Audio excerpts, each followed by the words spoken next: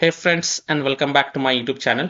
In this video tutorial I will show you how to download or install the Midnight Walkers game on PC via the Steam launcher for free. So first of all, open Steam, go to the store page, and in search the store, search for the Midnight Walkers, and then click on the Midnight Walkers game. Scroll down, and here you will see play the Midnight Walkers, play for free until 11th May. So click on this play game button, and here you can see the Midnight Walkers, and the file size is 17.13 GB. So click on install and then click on accept. Now go to library, and here you can see that the Midnight Walkers game is getting downloaded on my PC.